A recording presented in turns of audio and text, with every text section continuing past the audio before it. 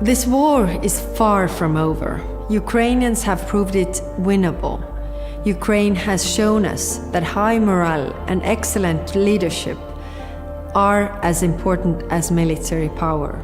NATO has strengthened its military posture to shield NATO allies during Russia's force buildup and invasion of Ukraine. The transatlantic community must once again become a model and beacon of lights, the way for nations through the turbulent seas of history. Vladimir Putin has been successful at just one thing over the past 6 months, creating a stronger and more united NATO than ever before.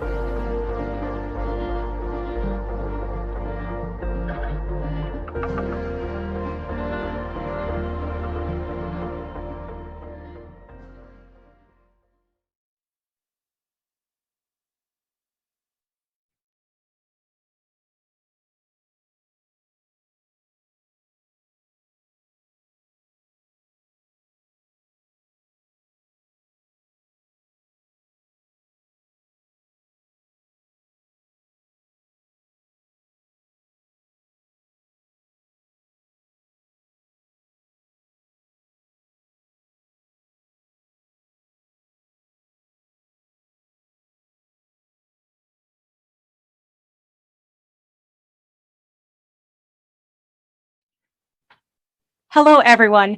I am Geisha Gonzalez, Senior Vice President at the Center for European Policy Analysis, or CEPA. On behalf of myself and the entire team here at CEPA, it is my pleasure to welcome you to this year's CEPA Forum, Meeting the Moment, Allies at a Crossroads. This year's forum is made possible by our wonderful supporters, Craig Newmark Philanthropies, Google, Leviathan, Mercedes-Benz, and Lockheed Corporation. A special thank you to the embassies of Czechia, Slovakia, and Romania in Washington, D.C., and the New Strategy Center. And to our media partners, Euractiv, Defense One, and Political, thank you for joining us at this year's forum. And now, it is my honor to welcome the chair of our board, Mr. Larry Hirsch, and our president and CEO, Dr. Alina Polyakova, for welcome remarks. Over to you.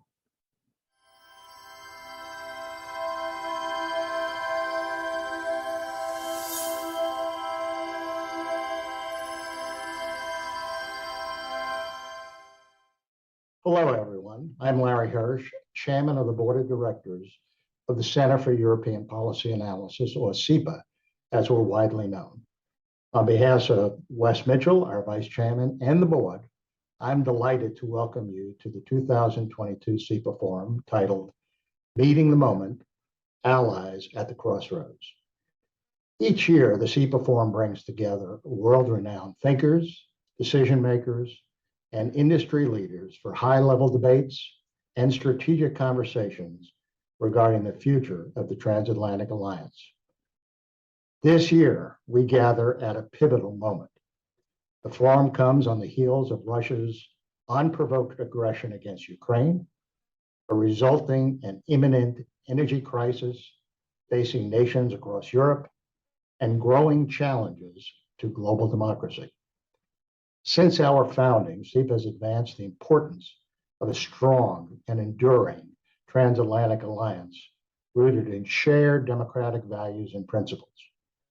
While much has changed over our 17-year history, this essential mission still holds and is more salient than ever. Today, our collective security is at risk as global authoritarianism is on the rise and the race to dominate the cyber warfare and digital innovation spaces accelerates. We must be ready to meet the moment. We're very fortunate to have leaders and thinkers with us to share their ideas, including the Prime Ministers of Estonia, Latvia, Lithuania, and Poland, who will be receiving CEPA's Transatlantic Leadership Awards in recognition of their country's courageous and steadfast support of Ukraine. So thanks for participating in this important event. And now, on with the show.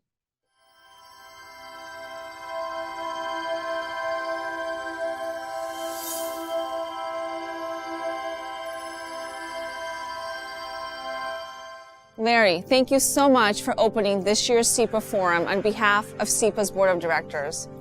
Hello, I'm Alina Polyakova, President and CEO of CEPA, and I'm delighted to welcome you to this year's CEPA Forum, Meeting the Moment, Allies at a Crossroads. When we last gathered a year ago, we were still in the midst of the COVID-19 pandemic, while concerns about Russia's military intentions in Ukraine were deepening, and the world watched as the U.S. withdrawal from Afghanistan unfolded. Since then, the once unimaginable has happened. Europe is at war. Russia's brutal invasion of Ukraine was a strategic shock for the Transatlantic Alliance and the world. As NATO's Secretary General Jens Stoltenberg presciently said at last year's CEPA Forum, no country and no continent can face these challenges alone. And he was right, because after the initial shock came unprecedented unity among allies in support of Ukraine's fight for freedom and democracy. The United States led the way with unprecedented military assistance, providing more than $13 billion in support to date. NATO allies committed to securing the eastern flank, increasing the number of NATO forces almost eightfold during the historic NATO summit this summer. Together, Western allies imposed harsh sanctions on Russia, which are crippling the Russian economy. As Ukrainians continue to inspire the world with their courage and bravery in the face of brutal authoritarianism, this support is making a difference. Ukraine's ongoing successful counteroffensive against Russia, an aggressor with the second largest army in the world, is nothing short of remarkable. Vladimir Putin will fail in his effort to subjugate the Ukrainian nation and its people. Authoritarianism will never win over freedom. Ukraine's fight for freedom is a core part of CEPA's mission to ensure a strong and enduring transatlantic alliance rooted in democratic values and principles. Central and Eastern Europe has been at the heart of achieving that mission.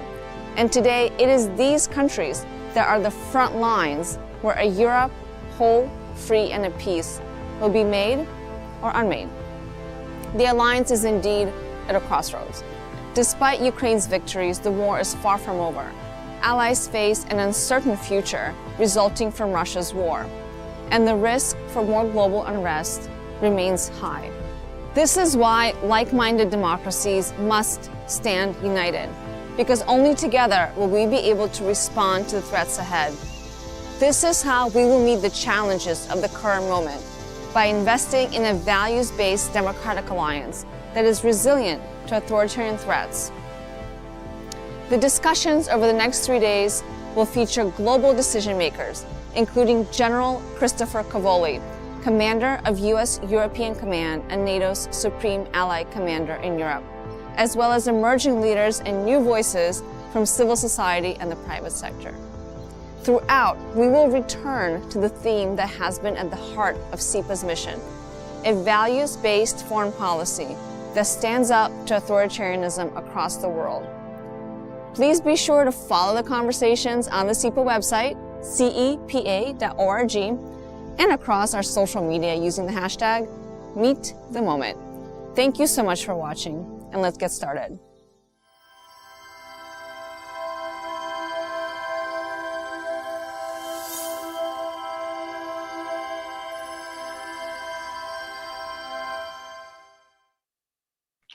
Thank you, Larry, and thank you, Alina. Over the next 3 days, we will be hosting a series of conversations, debates, and testimonies about the future of the Transatlantic Alliance, told by the lens of our 3 core pillars: democratic resilience, digital innovation, and defense and security. To kick off our Defense and Security Day, it is my pleasure to introduce Supreme Allied Commander Europe, Christopher Cavoli. Over to you, General.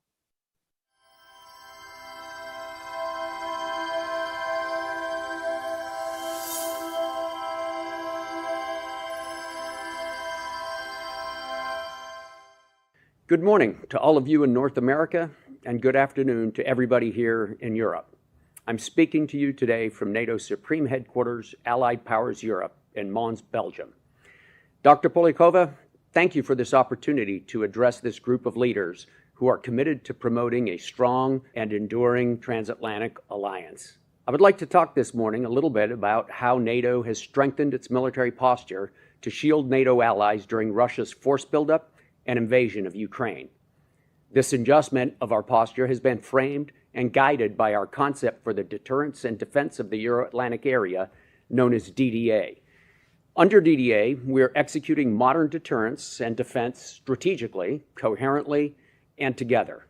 It was the DDA strategy that enabled allies to rapidly strengthen NATO's deterrence and defense posture in all domains before and after the Russian invasion of Ukraine in a coherent and purpose-driven manner. This strengthened posture is now shielding NATO allies, and it reduces the risk of the conflict widening. It also both reflects and reinforces our alliance's unity. As part of this strengthened posture, we currently maintain on our eastern flank sizable land forces under NATO command and control. This force is complemented by national forces and totals over 150,000 troops. These land forces are supported by a very significant number of air and maritime forces, including air and missile defense capabilities. Our forces are at a high level of readiness, and we have a strategically advantageous posture. DDA is also driving improvements to our plans, our forces, and our command and control. We are developing strategic, domain-specific, and regional defense plans to improve our ability to respond to any contingency and to ensure timely reinforcement.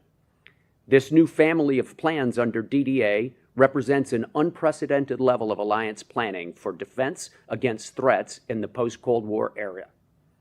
Allies have also committed to further develop the full range of ready forces and capabilities necessary to respond to multiple contingencies. This effort aims to triple the number of forces available to support NATO's military objectives. Flexible and agile forces that can be employed across the Euro-Atlantic area to strengthen deterrence, respond to crisis, or defend to conflict are central to a DDA-based, modernized NATO joint force and multi-domain architecture. Through the implementation of DDA, NATO is in a period of strategic scale adaptation of our collective defense to strengthen and secure all allies today and into the future. Thank you all for the opportunity to talk to you today and for your support of the Transatlantic Alliance.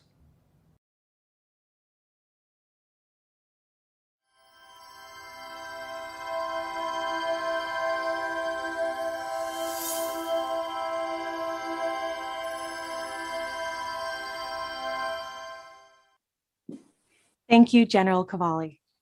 Before I introduce today's session on the future of European security, chaired by Kevin Barron, Executive Editor of Defense One, I'd like to remind all of you watching to please use the hashtag #MeetTheMoment to follow the conversation across all of our social media channels, and to go to cepa.org to learn more about our work.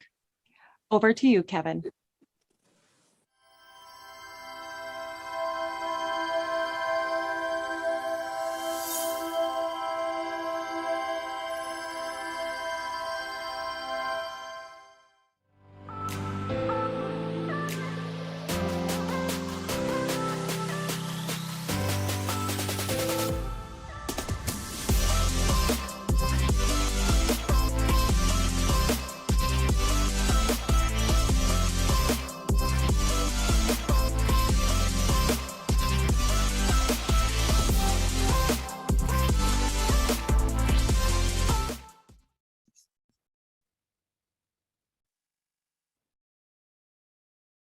Good morning. I think we're live now. My name is Kevin Barron. I'm the Executive Editor of Defense One, and welcome to the CEPA Forum. We are thrilled to present our first panel of the forum, first panel of the morning, the title of which is The Future of the European Security Architecture, which I think is, why not start off with something easy like that? We have a good panel of guests that I'm thrilled to have you join us to hear from, with Annegret Kramp-Karrenbauer, the former Federal Minister of Defense from Germany, and currently co-chair of the International Leadership Council at CEPA, the Center for European Policy Analysis. We also have Steph Twitty, who is former Deputy Commander of European Command. He is also a distinguished fellow at CEPA and the founder of Twitty and Associates, LLC. And I believe we're to be joined by Alexander Stubb, the former Prime Minister of Finland, who I don't see on our screen yet, but hopefully will be joining us soon. So let's get right into it. I think what we'll do for those of you watching is we'll talk the news of the day, of course, about Ukraine and the war at hand.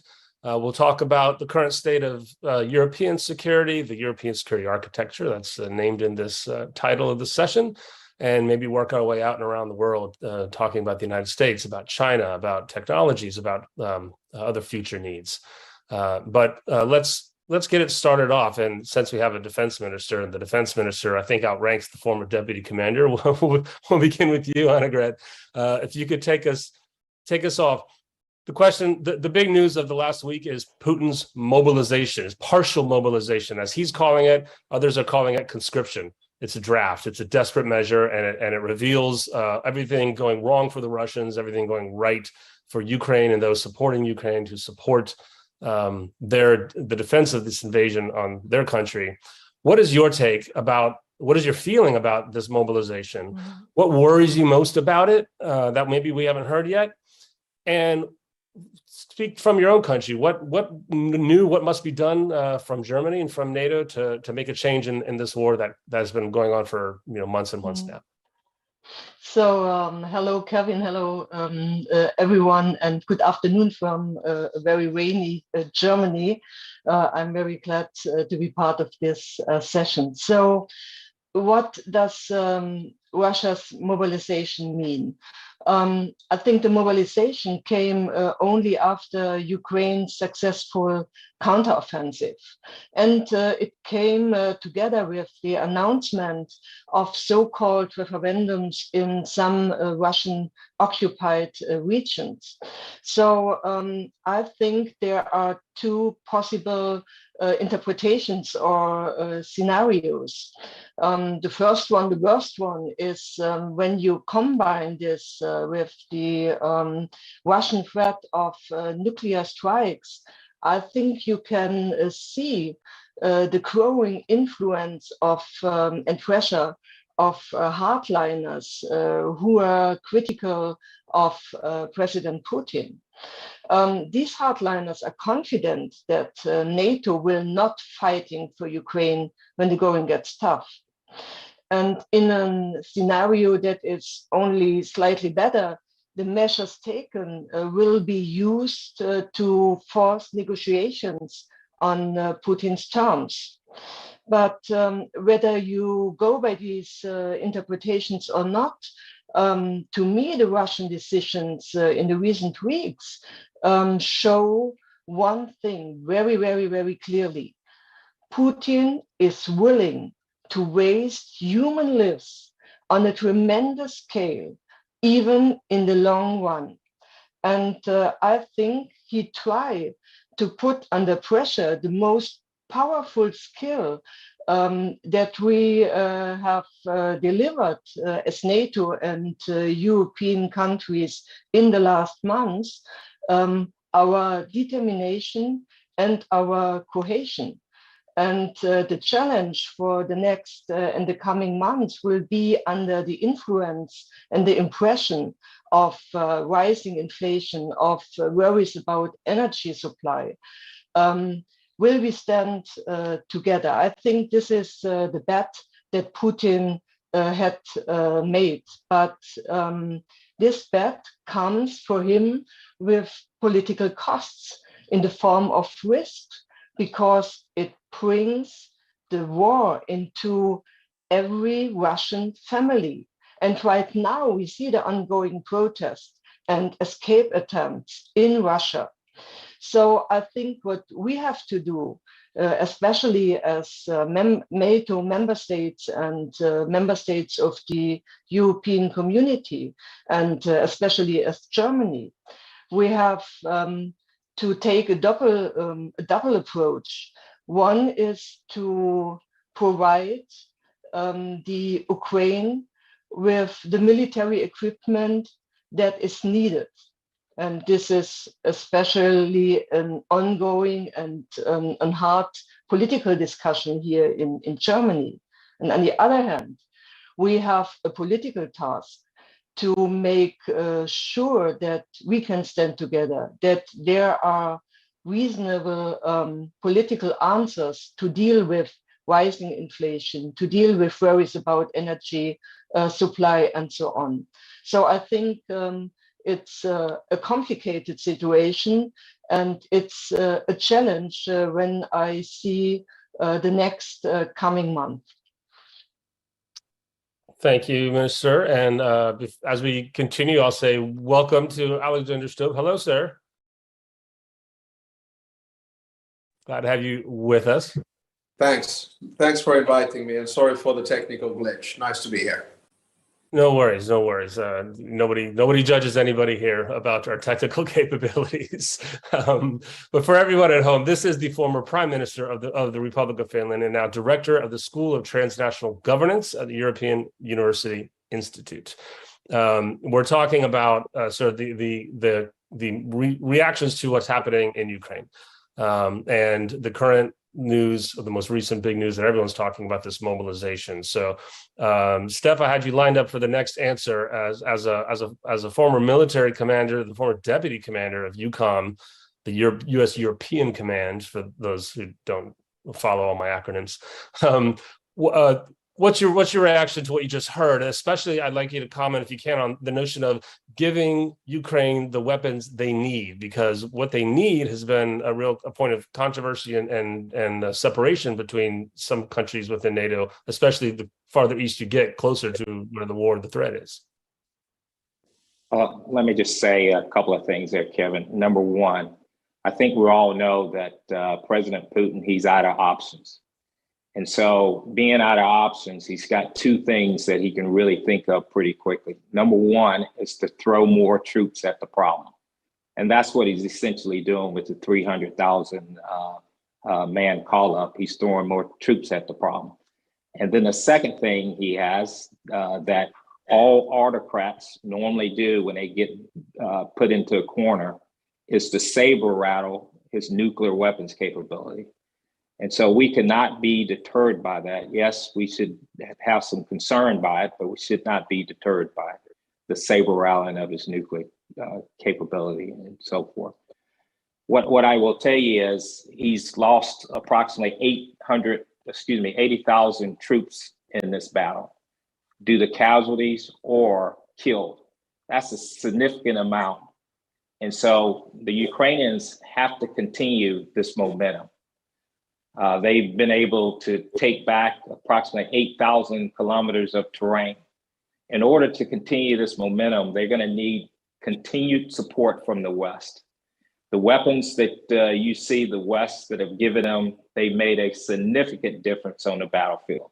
The HIMARS, absolutely phenomenal weapon system. It has allowed the Ukrainians to not only strike command and control systems, logistical systems, strike back at their artillery system.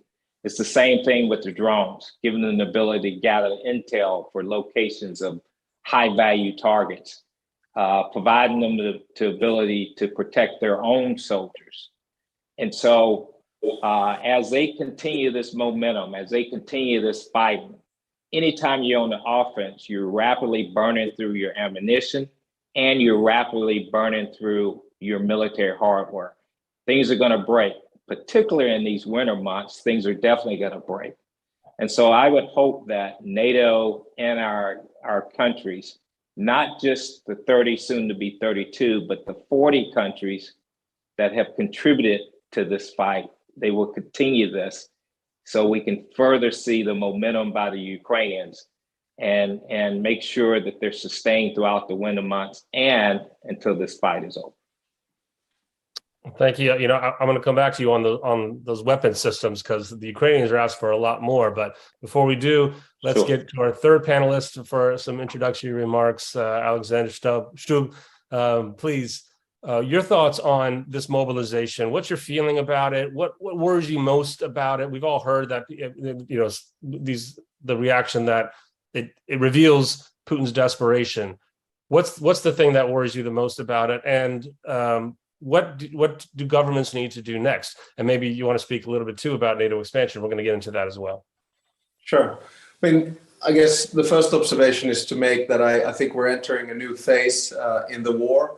I think the mobilization was something that Putin was trying to avoid as far as he possibly could, but forced with a situation whereby roughly 150,000 troops have not been able to manage an invasion of Ukraine and the holding up of the positions over the past few months. He had to do something about it.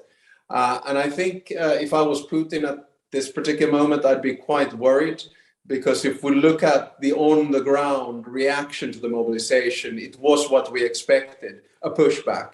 The war was fine until it came to the backyard of the Muscovites or the St. Petersburg. We've seen a lot of activity at the Finnish-Russian border in the past few days. People trying to avoid the mobilization and moving out. We've seen that at the Kazakhstan border, many other places as well. Is it a sign of desperation? I would say yes, it is. This could be spelling the beginning of the end of the war. And I think in the past few weeks, we've, for the first time, had realistic hopes of the capacity of Ukraine actually to push back.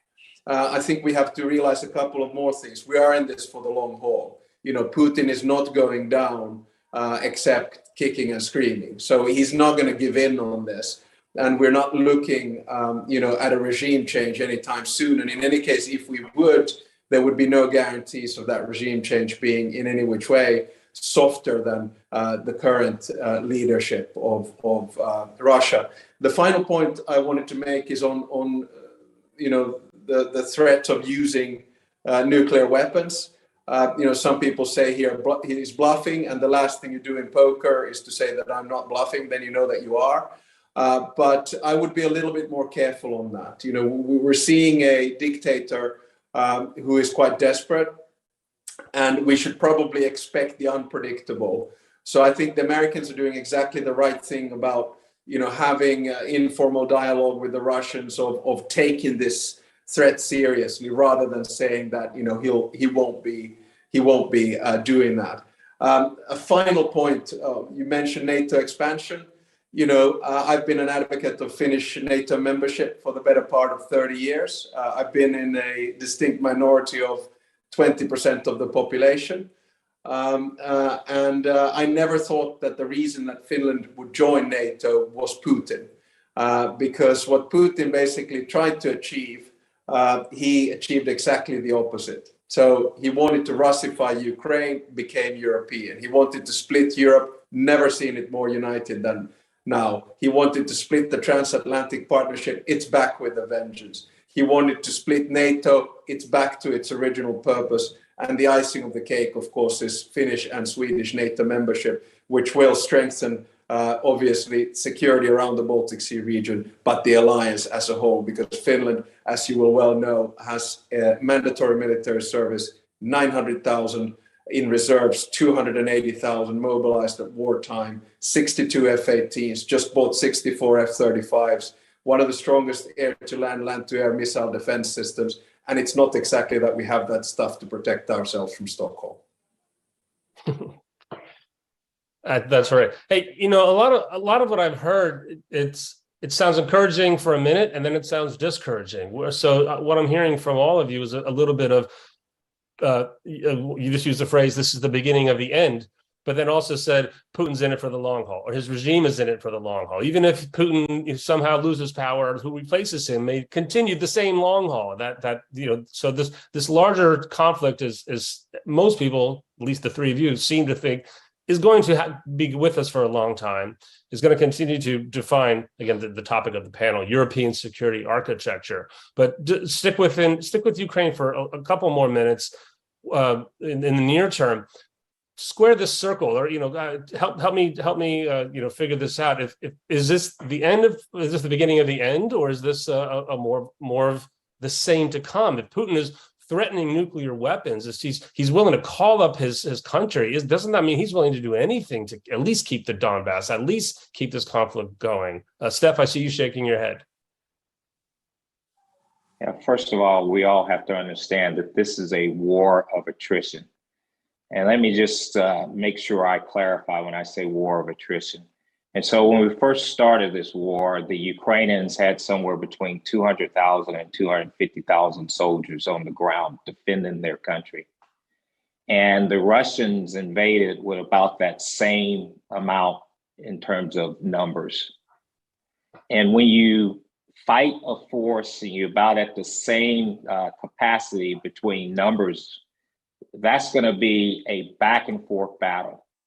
If you remember, Kevin, the Colin Powell doctrine is you always want to attack with overwhelming combat firepower so you can squash a gnat. In other words, destroy your enemy. And in both cases, we don't have this right now. So you're going to have this back and forth. One day you're going to wake up and the Russians are going to be succeeding tactically on the battlefield. And the next day you're going to wake up and the Ukrainians are going to be succeeding tactically on the battlefield. And it's going to be this back and forth. It's going to take a point to where we get to some type of exhaustion before someone's going to come to the doggone bargaining table. And when that exhaustion occurs, it's going to be the person or the country that's got the position of strength that's going to have the upper hand at the bargaining table. So to answer your question, I see this war not only taking months, but perhaps years. And so we need to be prepared to fight this war for the long run, given that we don't have the ratio. And it's going to be hard to kick the Russians out of about 18% of the country, given that the Ukrainians are not in the large numbers and cannot create the mass to completely destroy that particular force. So that's the way I see the battlefield. How about the others of you? I mean, to me, that sounds kind of like a call, or at least an excuse for those who want to send greater capabilities to Ukraine, not just HIMARS, maybe TACMs, maybe fighter jets, maybe, even air cover from other countries, something more than just these mostly defensive capabilities that some people think are just prolonging a conflict, not providing that significant upper hand that Steph was talking about. So perhaps, Kevin, I would like to say I agree with Stephen. We all hope for a very quick end of this war, but I think we have to prepare ourselves for a very long one. And I think that Ukraine showed in the past that it's able to gain military victories and to gain territory when and if it had the armament and the equipment that it's needed, and to focus on our national debate here in Germany. We are discussing especially about armored vehicles and about tanks. And I'm convinced if you want to do something heartfully, you find ways and solutions. And I know that there are many voices in Germany, even from the governmental parties, supporting this idea of providing what needed to Ukraine. And today, Ambassador Heusgen from the Munich Security Conference, I think, has proposed a way to deliver urgently needed tanks at European level.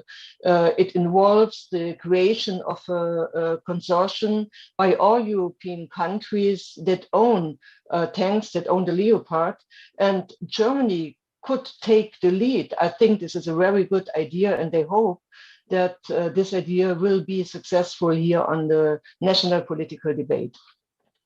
Thank you for reminding. Tanks is also on the table. We hear that here in Washington as well. Yeah, Kevin, it's kind of easy.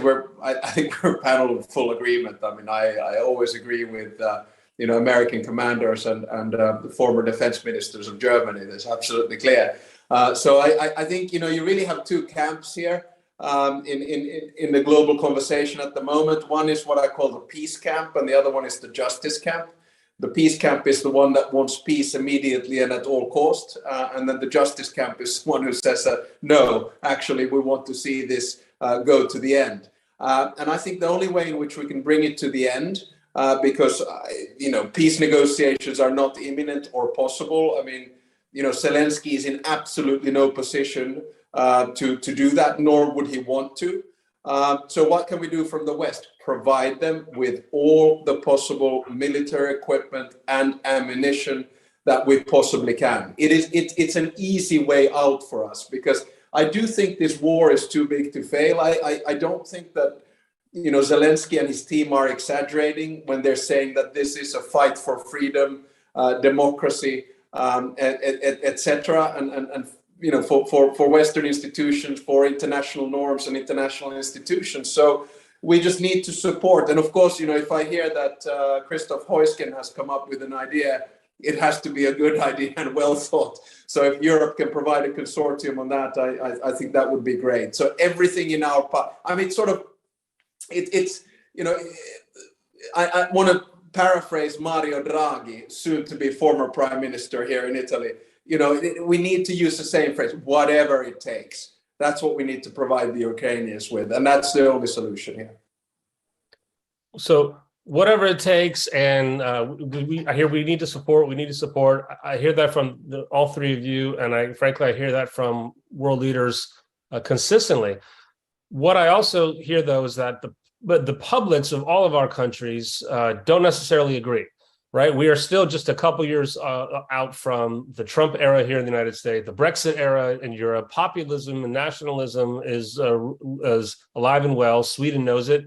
Italy knows it with their recent elections. So talk to me a little bit about either from your own countries or generically in the entire Transatlantic Alliance, what you think about and whether this is important and what to do about it. The fact that large percentages of our countries either don't want to be involved in this war, or they don't support massive or continuation of arms or non-military aid to come, at least on the right wing here in the United States. This kind of battle of the soul, as President Biden likes to call it often, between being world leaders who see, as you said, a fight for justice versus world leaders who are America firsters or Europe first or whatever your country is first, that think, what, this is a perfect example of what not to be involved in. How worried are you about what the people think versus what the leaders need to do or want to do to work their way toward, a lasting peace and a victory? Well, if I may, I'll reverse. So, I was probably a little bit more worried during the summer. When I think there was an element of war fatigue kicking in and things were not looking that good for Ukraine. But immediately when Ukraine started, the pushback in Kharkov and elsewhere, I think people feel a little bit more comfortable about it. I don't know what kind of data you have, but if we look at the opinion polls here in Europe, we're still steadfastly public opinion in favor of Ukraine against Russia. Things might change a little bit with the winter coming. If it's a cold winter, we're looking at inflation, we're looking at high energy prices, we're looking at high food prices. And what do we usually do in that situation? We start looking at ourselves rather than what's going on in the war. That's, by the way, could be potentially one of the deterrents for not using nuclear weapons, because if Putin uses nuclear weapons, he has lost the international game, 100%. It's just too big of a step for him, and then there will be, overwhelming support. I still think that things have gone quite comfortably. Remember that we're in the process of isolating Russia totally, politically, economically, financially, energy, sports, culture, travel, visa bans, you name it. Now, Putin is starting to use ecological or environmental terrorism by letting out gas, by breaking up Nord Stream 1 and 2. So, I think public opinion is very solidly in favor of the Ukrainians. So I'm not too worried about it, but it's very important for political leaders to communicate the price of peace and the price of war. That's what they need to continue to do. So far, so good, I'd say. Kevin, if I may continue, is this okay for you? Yes, please. So, okay. because I would like to say it's quite normal on such on such crucial moments and situations that there is a very strong ongoing public discussion. It's, for me, it's normal in a democracy. And we have, Alexander said it right now, we have to communicate very, very clear. And I think President Putin and his Minister of Defense made clear that this war is not just a war against Ukraine. It's a war against what they called the West. And so we have to see and to understand if Ukraine fail, then we have no peace. We have a problem in Europe and in the Western world. And therefore, I think we have to make this very, very clear. And on the other hand, we have, especially as national governments, we have to provide, when it comes to the fears of people rising energy costs and so on, we have to provide reasonable political answers. This is why it's so important for me, as it is to provide weapons to Ukraine. So I think this is what we have to do on both sides.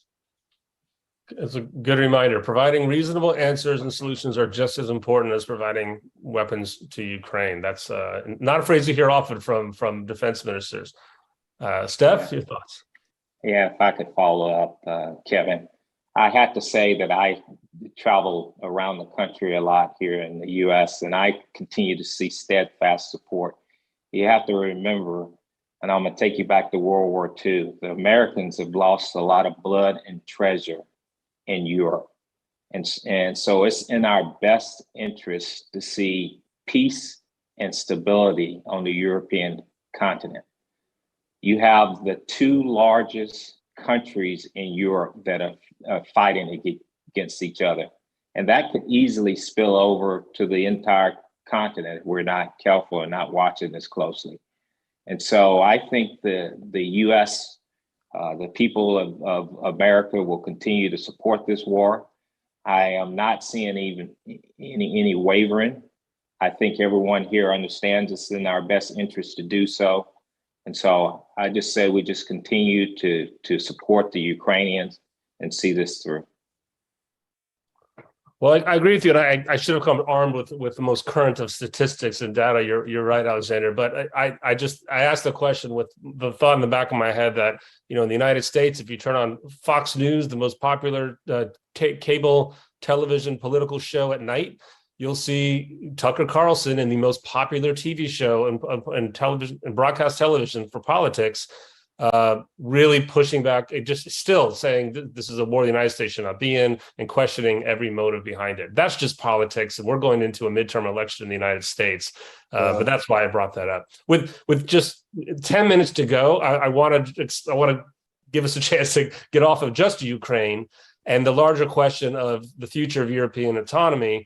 And which kind of plays into what we're talking about. What do our publics want? What do the voters want as far as the future of NATO, the future of the Transatlantic Alliance, the threat or perceived or real from China in the Indo-Pacific? And what I'm interested in as a news editor, as a reporter, is the solutions and the laws and policies that are being offered to deal with this. So on one end, you have in the United States, at least, some lawmakers calling for massive increases to our militaries, saying that the United States has nowhere near the capabilities needed to confront or defend any kind of China assault, to defend Taiwan as the feared Asian version of what we saw in Ukraine happening.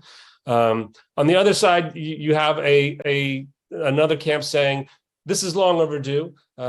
Trump, for all of what you might think of him, one of the good outcomes of those years was the added pressure on Europe to get Europeans to spend more, to make more, to build more for their own military defenses and strategic capabilities, nuclear arsenals, you name it. And so we're in this kind of crossroads when the Ukraine war hit, where you have Macron in France pitching European strategic autonomy in this whole new way, something just below NATO, but for the Europeans alone, less dependent on the United States, all the way to President Biden, who's more of a traditional transatlanticist and wants to hold and bolster up the existing international system. That's a lot. That's a big setup just to say, what do you think is the future for Europeans' autonomy, and what direction do you want it to head? And I'm going to go with Alexander, who's smirking, and I'm sure has got something to say about this because he seems like he has things to say. No, it's okay. I mean, it's not, when I was a politician, you couldn't say what you thought. Now they're academic. I can say whatever I want, but it's quite. This is my favorite moment in any politician's life, when they can say what they want. Please do. I'm going to disappoint you. No, but I think there are people who say that Europe made two strategic mistakes post-Cold War. One was to rely on Russian energy, and the other one was to rely on American security.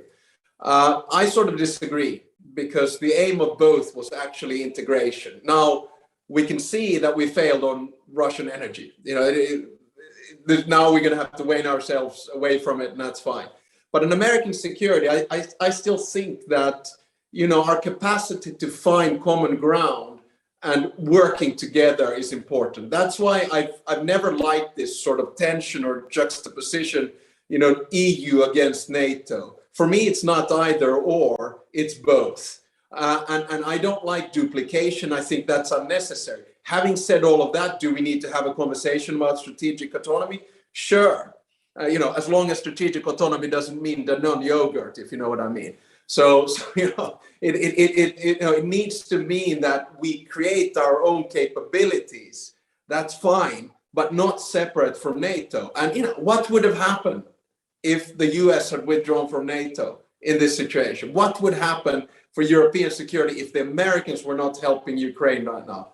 We would be in trouble. So that's why I think, let's play it careful, let's cooperate, let's keep America involved, but let's give Europe a little bit more autonomy and a little bit more capacity. But I want to keep the Americans in Europe for as long as they stay. All right, good. So it's right, in the last couple of years, there was a discussion on and a row on fundamental issues as to the degree of geostrategic independence Europe should seek vis-a-vis US and NATO. And I know this because I was part of this row. And I think the Russian war in Ukraine has, for the time being, answered these questions, because the strategic compass approved by the European Council on May emphasizes that the European Union future efforts on security and defense should complement but not substitute NATO efforts. And so I think this question from the early 2020s is answered right now, and with both the strategic compass of European Union and the strategic concept of NATO adapted by the war in Ukraine, we have a good basis to act and to react for the future. But despite the convergence in strategic outlooks, questions remain in how both organizations will cooperate and coordinate their actions. And right now there are some proposals like a joint EU-NATO declaration that sets up permanent joint dialogue mechanism. And in this context will be discussed the division of labor that avoids duplications, identify roles, and so on. So I think now the situation, what should NATO do? What should European Union do? It's clearer than it was before the war on Ukraine. But now we have to provide a practical answers and practical politics to realize this, what is written in the strategic documents on NATO and on European Union. Those are, thank you for making those points. As a reminder, you also mentioned the Munich Security Conference earlier, and I was at the 2020 conference right before the pandemic lockdown, and that was really the theme. It was what is Europe's future going to be? There was arguments about what to do with Europe. I think I wrote Europe doesn't. The Europeans and the transatlantic members, they don't know what to do about China because they don't even know what to do about themselves yet. Steph, to you from the American perspective, when you think of European strategic autonomy is in effect also U.S. strategic autonomy. What changes do you think are needed, or what may be already underway because of the war that's been forced upon the alliance? Yeah, I would like to address this dependence on the U.S. because I really do think it's a misnomer. I've spent 7 years in Europe, serving from when I was a major all the way up to when I was a 3-star general there. So I spent a lot of time on the ground there. And I really have a lot of European friends there. And what I will tell you is when you look in the big scheme of things, there are only a little over 100,000 US troops that are in Europe now. So we're not the largest troop contributor in Europe. It is the Europeans collectively that are the largest troop contributors in Europe. And so when we say dependent on European defense, actually that's not the case. Sure, we make up as part of the other 29 countries, soon to be 32 countries, NATO, and we're obligated to help in that security and defense umbrella, particularly in Article 5. But on an everyday basis, what you have in Europe, you have a European defending their continent, augmented by a small force of US forces there. And so the Europeans are leading the way there. In my view, it's what I would tell you there, Kevin. Would you then continue to drive it forward? I mean, and maybe let's pivot. We have our last, I think, 4 minutes that we're in there. So give me a final word about China, the Indo-Pacific, the threats and concerns of outside of the geographical Europe when you think of a future strategy. Yeah. And maybe also talk about the industry that has to arm all these concepts, right? The status of defense industry in Europe and the United States, what's needed to arm and equip the right forces that and structures you think are needed. And maybe we'll do a final round robin and we'll go in that reverse order again. So Steph, you could start us off. Yeah, well, I'll tell you, if you're looking at Ukraine and Russia and taking this template and moving it to the Pacific, I think it's the wrong lens to look at it through. First of all, what we need to continue to do is to actively dialogue with the Chinese. I do not consider China to be an enemy of the US. They're a competitor in so many ways, whether it be economic competitor, military competitor, you name it. And so it's important that we distinguish them as not as enemies, but we must be prepared to fight the Chinese if need be. And so when you take a look at the US capability in the Pacific now, it is minimal as well.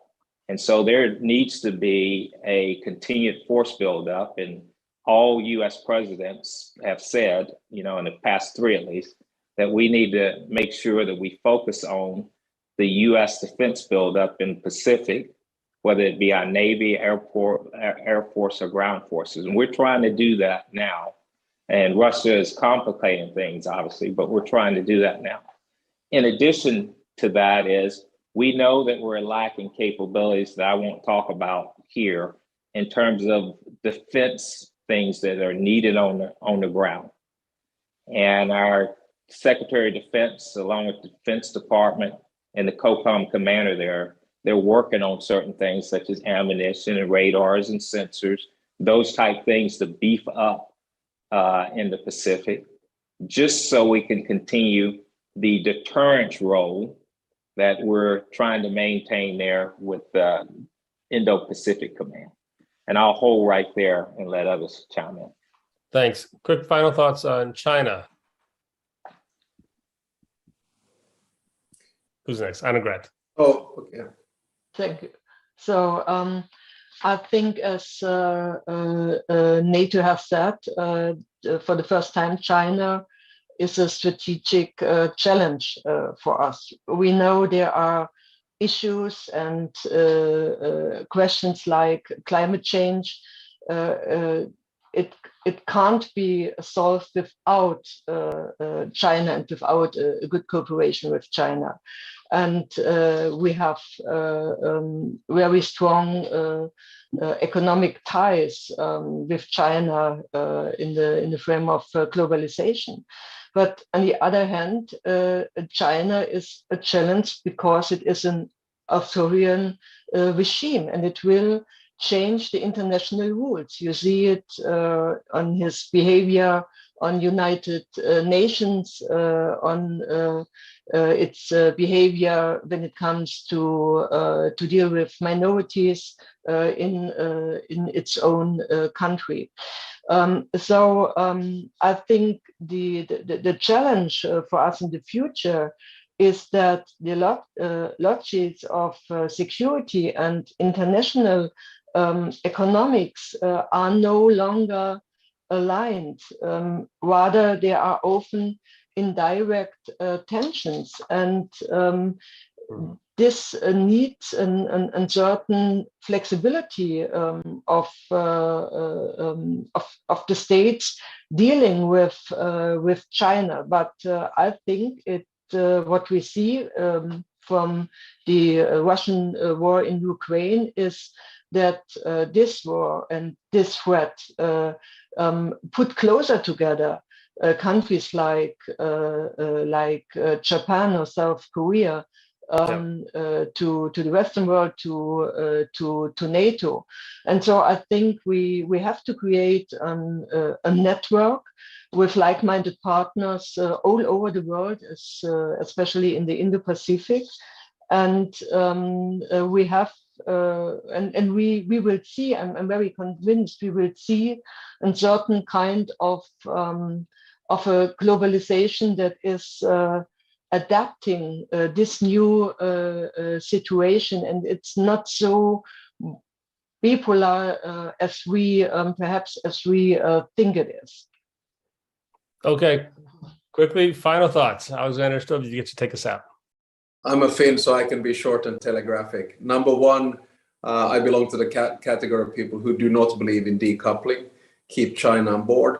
Number two, this war in Ukraine has a symbolic significance for all authoritarian states. That is why China is actually quite worried about the outcome. Number three, I think China might have reached this peak of what I would call natural growth. Zero COVID policy, combined with a bad economic situation, has now led the World Bank today to announce that their prediction for growth rates this year is 2.8%. So yes, there will be competition, but it will not be a rival. There'll be a competition on the ideological side. There'll be competition in the economy, but let's not isolate China. I think the West will have to readjust a little bit.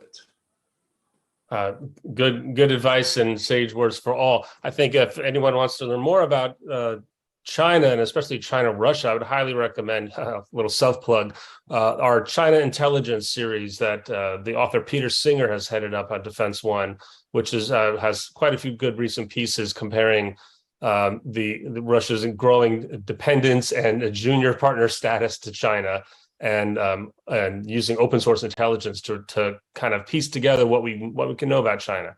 And in the United States, we at Defense One are keeping a lens on what I call the battle over what to think about China. When politicians on one side call China a total enemy, and if you do business with China, you're not a patriot. And on the other side, like we heard today, ones that are more maybe pragmatic, saying, don't isolate them. You can't decouple even if you wanted to. There's a long future ahead that's, part competition. But as Steph said, me to prepare for defense as well. That's a tall order for any leader right now. We're at the end of our session, so some final housekeeping notes. Just from I'm to read, which says, thank you for tuning into this conversation at the 2022 CEPA Forum, Meeting the Moment, Allies at a Crossroads. Please visit CEPA.org to view the CEPA Forum agenda, upcoming speakers, and recordings of the previous sessions in the forum. And be sure to follow CEPA's social media accounts and watch the rest of the forum and stay up to date on the latest analysis and upcoming events. And of course, go to Defense One also. We got some good stuff there.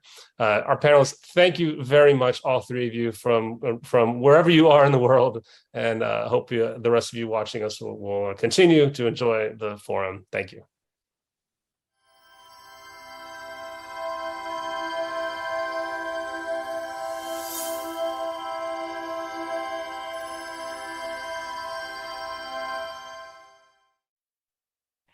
Thank you, Kevin, and thank you, Defense One and our distinguished panelists for today's discussion. I'd also like to take a moment to say tomorrow, CEPA is launching our Chinese influence tracker, so tune into cepa.org to check out that and all of our work on China. And thank you to our media partners, Defense One, Politico, and Euractiv, our partners for this year's forum, Lockheed Martin Corporation, Google, Craig Newmark Philanthropies, Mercedes-Benz, and Leviathan. A special thank you to the embassies of Czechia, Slovakia, and Romania, as well as New Strategy Center for all of their work on this year's forum. I'd like to now move from the future of European security to something that is as critical for the future of European security, which is Black Sea security. It is my honor to welcome General Philip Breedlove, who is a distinguished fellow at the Sam Nunn Center at Georgia Institute of Technology, as well as Prime Minister Nicolae Șucă of Romania. And then we will zoom in into Snake Island with our very own Hannah Sheless, who is a senior fellow here at CEPA, and Antonia Calabasanu, who is a senior associate expert at New Strategy Center. Thank you, and over to you.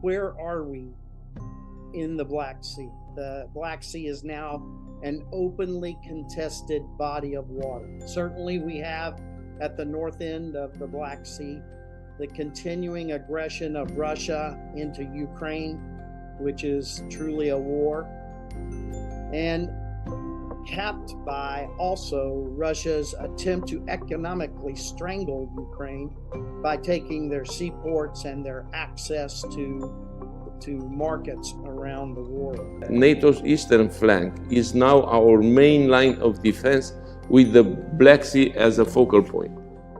At the Madrid summit, NATO leaders have strongly sent the message that the Black Sea region is of significant importance for the whole alliance, and that NATO is ready to defend every inch of allied territory.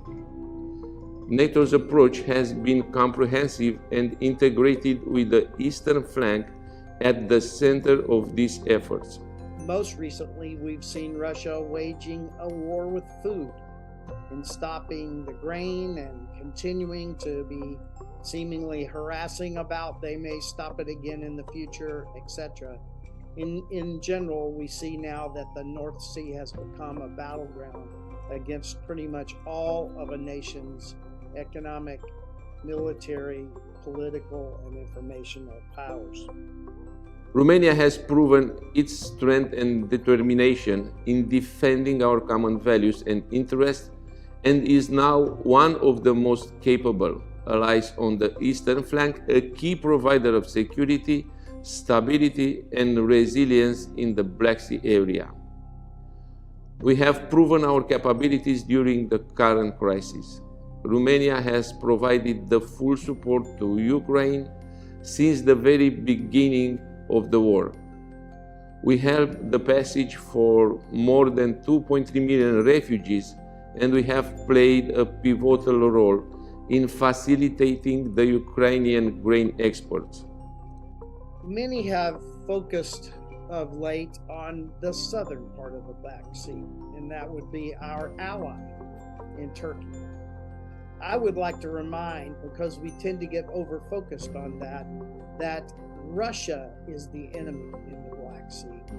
NATO has acknowledged that in its most recent strategic documents, and has now brought clear focus to this issue that we have of confronting a belligerent nation that uses its military power to change internationally recognized borders in spaces we thought this was done.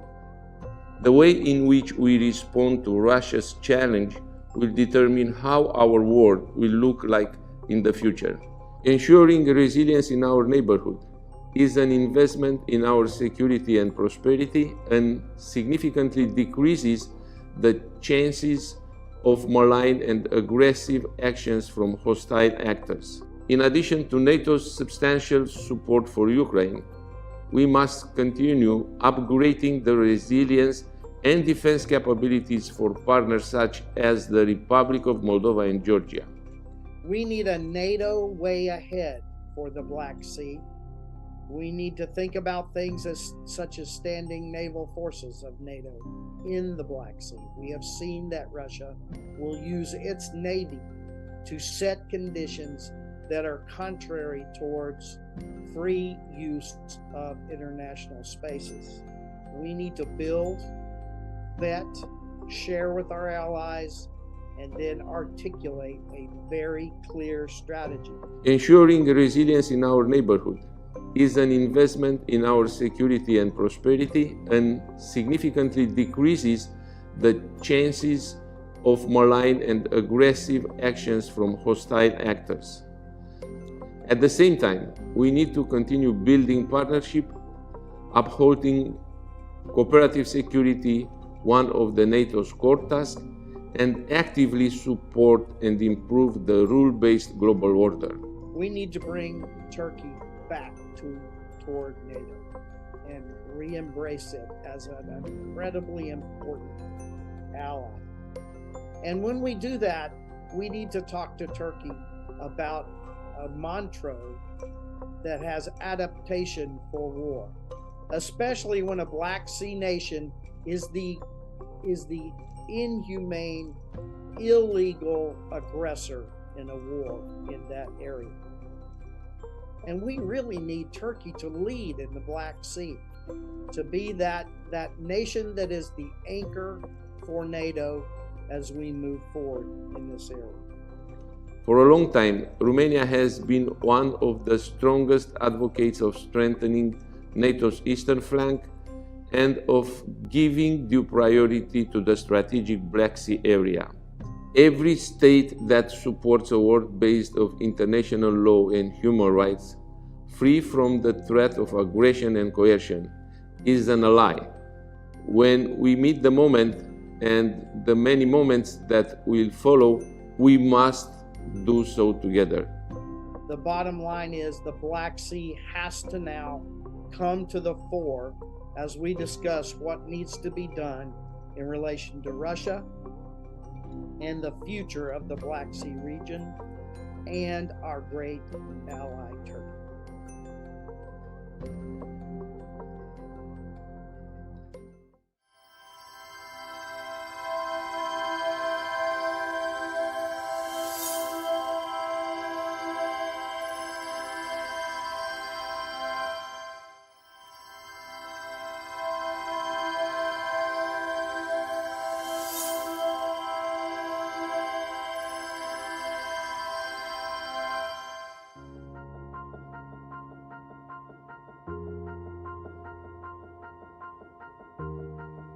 The Snake Island in the Black Sea is a small island whose strategic importance has become obvious with the Russian invasion on Ukraine.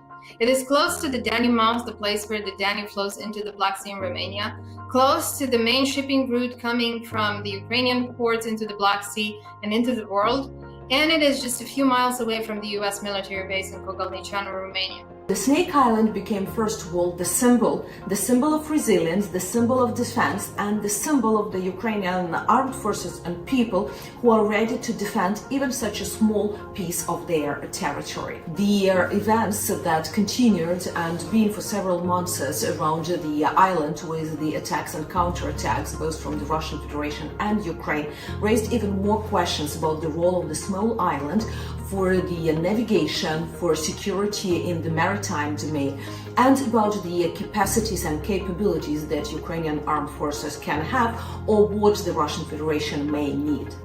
The island is not inhabited and it cannot host permanent troops. That said, whoever controls the island can have access to the neighboring territories just by using surveillance equipment. Considering the surveillance equipment used, you can have access to about 300 square miles in the vicinity of the Snake Island.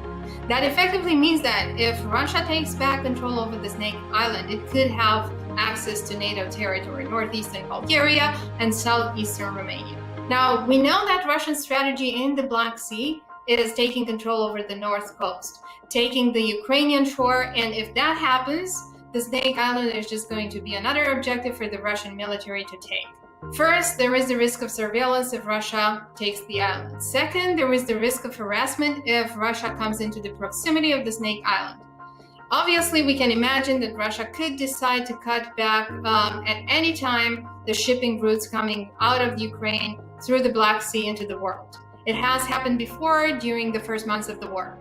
Also important is the fact that in the vicinity of the Snake Island, in the Romanian economic zone, there is an offshore energy reserve that Romania plans to develop so that it could supply Europe and in particular Eastern Europe, which is highly dependent on Russian gas right now, with energy from the Black Sea.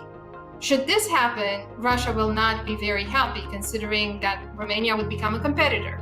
NATO needs to secure any kind of infrastructure and project coming alive in the proximity of the Snake Island and make sure to deploy anti-ship missiles to defend the Romanian coast, which is the European coast and NATO coast at this moment. We should consider Snake Island as the start of the Russian losses in the Black Sea. After this, we had not only Moscow and Crimea defeats, but we had the opening of some parts of the navigations. And that is the question, what will be the next Snake Island, the next symbolic element that will allow Ukrainian armed forces not just to defend, but also to go forward to liberate its territories.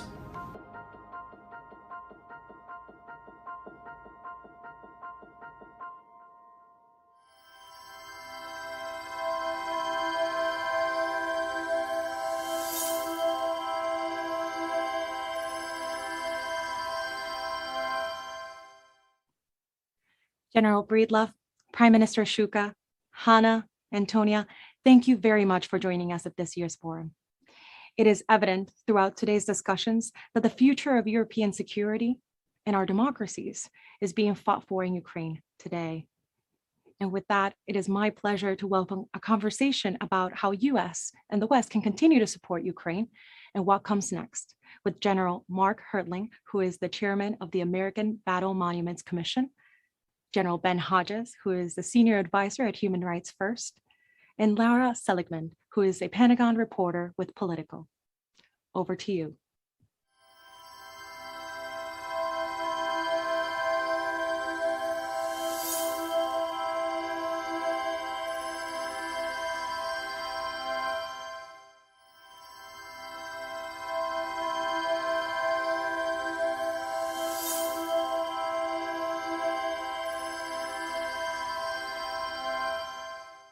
Good morning. My name is Laura Seligman, and I am Politico's Pentagon reporter.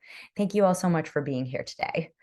The United States has provided $50 billion of aid to Ukraine since Russia invaded in February, which has proven crucial to Ukraine's ability to withstand the attack, and as we are seeing now, even regain territory. The past week, Ukrainian forces have made some really just stunning advances, retaking thousands of square miles of territory in the Northeast and making gains in the South as well. Here to talk about this now are our panelists, General Mark Hertling, the former commanding general of U.S. Army Europe, who is now the Secretary of American Battle Monuments Commission, and General Ben Hodges, also a former commanding general of the United States Army Europe, and now a senior advisor for Human Rights First. So I'm just going to dive right into questions. And General Hodges, I'm going to start with you. We saw Ukraine make some dramatic gains this week, last week especially, launching a two-front counteroffensive in the south in Kherson and in the north in Kharkiv. How would you assess these gains? Would you say that this is a turning point in the war? Laura, it's certainly impressive. It's the result of a combination of thorough planning and preparation by the Ukrainian General Staff, a brilliant deception plan, very disciplined operational security, skillful employment of weapons that were provided by the West to degrade Russian command and control as well as logistics, and all aimed at a place where Russian forces are exhausted and have lost the will to fight. And so really a great example of what we call the operational art. I don't know that it's a turning point because you can't really identify a turning point until you can look back and see it. But I absolutely believe that the Ukrainians have achieved what I would call irreversible momentum. Yeah, I think that a lot of people would agree with you there. Looking forward, what do you see happening in Crimea? And General Hodges, maybe you could take this one. Do you think that Ukraine will attempt to push into Crimea? And will the US and NATO support this move? Well, first of all, everybody should be clear that Crimea is sovereign territory of Ukraine. It has been for decades. And so should not be treated as some sort of special enclave where the U.S. has to give permission to Ukraine to liberate their own territory. My sense is that the operations that are underway now, both the sort of the northern arm that's coming down from the Kharkiv towards Donetsk, that's heading straight towards Mariupol. And then towards Crimea, the southern arm of this offensive, once this pocket around Kherson has been eliminated, whenever that happens over the next several weeks. So now you've got everybody headed towards Crimea. And Crimea is the prize. I mean, that's what it's going to be. Victory will be when the last Russian soldier walks across that long bridge and are gone from Crimea. And once Ukrainians are able to get HIMARS or other rocket launching systems within range, and they start putting a rocket on Russian bases in Crimea, then it's just a matter of time.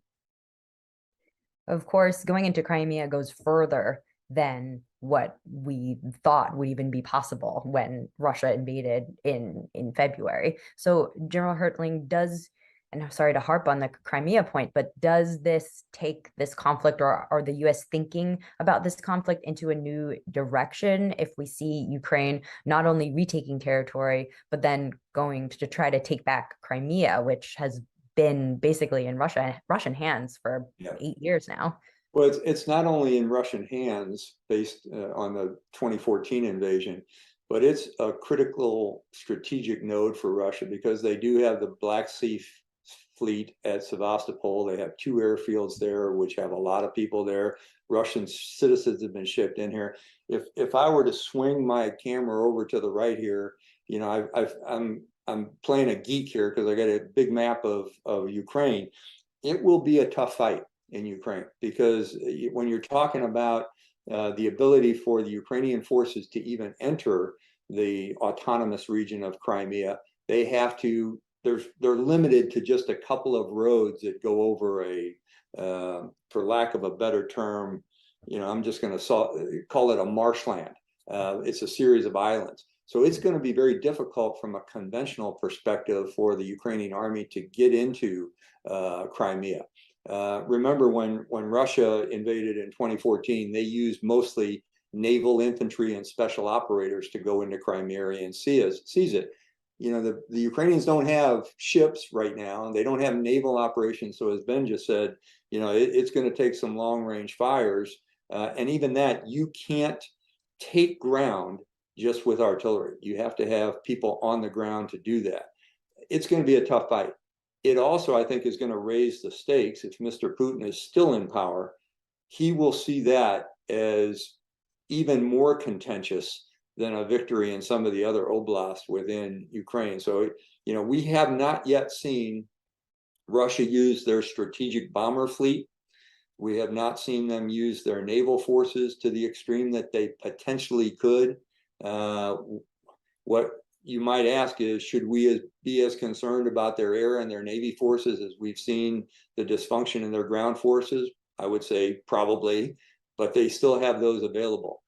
It's all a discussion of the next phase of this operation. If Ukraine decides to go and retake Crimea, and I think they eventually will, the US government has said we will support the actions of Ukraine anywhere they want to go. We're following their strategy. We're not dictating it to them. So I think that's the important understanding to have about Crimea. Well, certainly will be a tough fight ahead. Just It switching is where, gears. and of course, Mark makes many excellent points. There is this thing called the Black Sea Fleet, and right now they're hiding behind Crimea. They're terrified of going anywhere near the Ukrainian coastline, even though Ukraine does not have a navy. That tells you a lot about the quality of the Black Sea Fleet.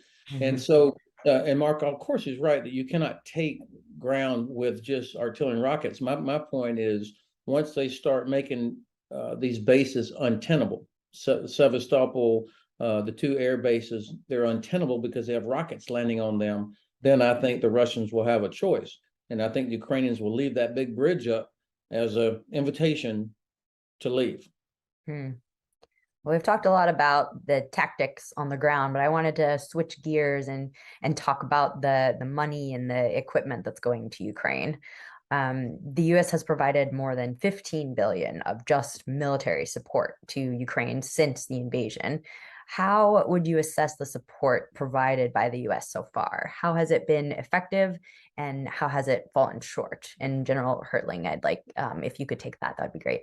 Yeah, what I'd say is it's been a phased approach to providing military equipment. If you were to ask any Ukrainian to include their president, they would say, we want a modern army right now. And unfortunately, to have a modern army right now, there's a lot of things that flow into that. It's extremely costly, but it's not just the cost of providing equipment. It is the ability to train, to conduct exercises, to know how to use the equipment. Now, Ukraine's army has been masterful in how they have used the equipment provided thus far. But remember, in phase one of this operation, we were providing shoulder-fired, technologically advanced weapons, primarily the Javelin and the Stingers. Those are relatively easy to train on, and they are highly effective when they're used properly. Ukraine showed that magnificently. Phase two of the operation, the attrition battle in the Donbass and the attrition battle in the other areas of operation, has been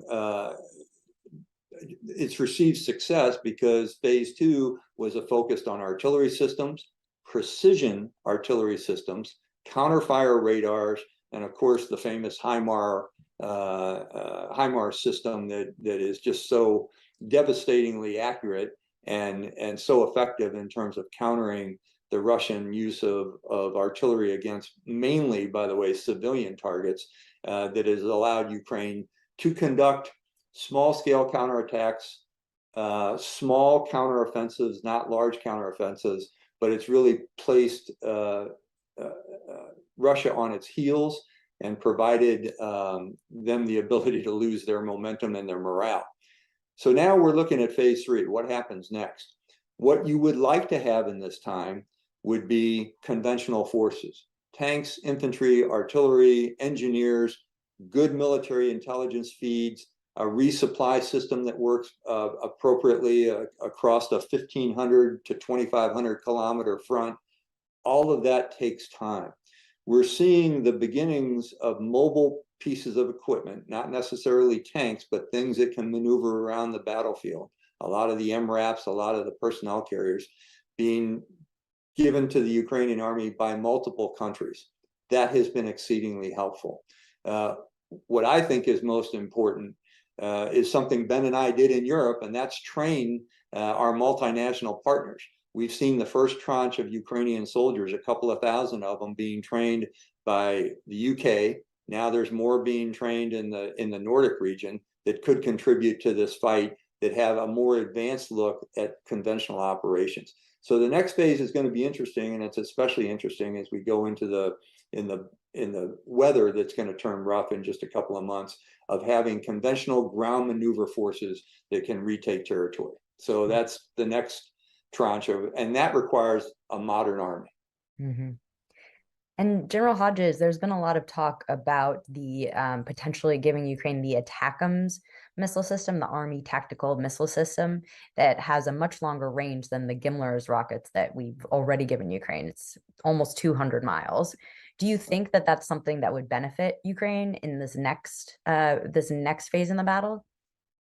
Yeah, I do. Of course, the effect of long-range precision fires to be able to continue to degrade their logistics, degrade their command and control, is going to be an essential part to maintain the momentum of this counteroffensive and to continue on into the end game, the final victory. So. Look, I understand why the administration has been reluctant to do that and certain other things. But I have to say, this is the only thing about the administration's approach with which I disagree. I think that we have overestimated the risk of a nuclear escalation by the Kremlin. And so we have limited ourselves. As Mark said, we started off with Stinger, and you may remember there was arguments about whether to give Stinger because, oh my God, if a Russian helicopter was shut down by an American-made Stinger, it might lead to World War III. I mean, thankfully, we have continued this phased approach that Mark describes accurately, and the Russians have not done a single thing more at each time we've gone the next step. And so I think, the fact that we've provided 15 billion of aid, that's impressive. That's a lot. And of course, other nations follow our lead, but it's also irrelevant. The only metric that matters is the percentage of what's required for Ukraine to win. That's the metric that really matters.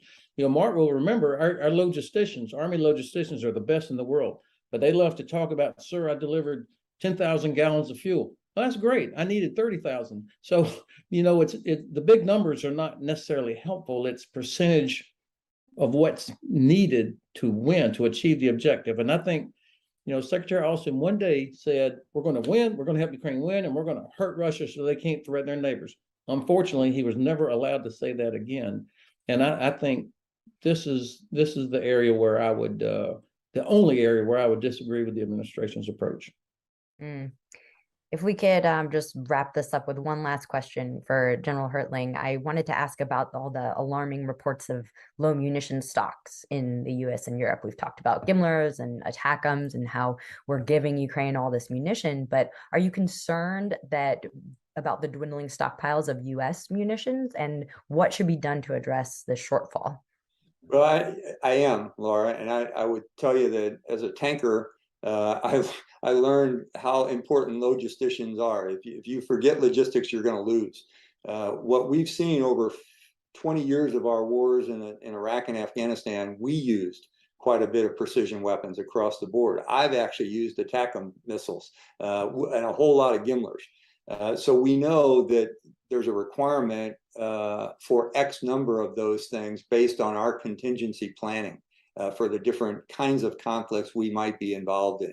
The Gimlers are about 160,000 a piece. They can hit good targets at 50 plus miles. The ATACMS are close to $1 million a piece, and they've actually were phased out of the system. They've come back in now. The company that makes them is making them again. But it takes a long time to make those. So I think one of the things that we're going to learn from this is the Defense Production Act on restocking our supplies based on not only what we used during the wars in Iraq and Afghanistan, but what we have provided to Ukraine during this fight. It should be a priority for the logisticians within our military, not just ground stuff either. We're talking about air forces too. Mm-hmm. Well, there's so much to discuss in so little time, but thank you guys so much for being here. Thank you to the audience for tuning in to this conversation at the 2022 CEPA Forum, Meeting the Moment, Allies at a Crossroads.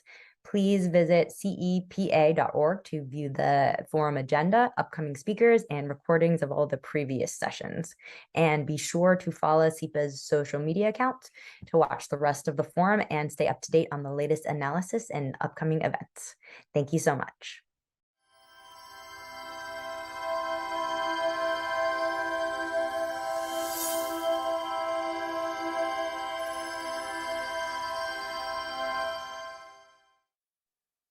Thank you, Mark, Ben, and Laura for chairing that wonderful discussion.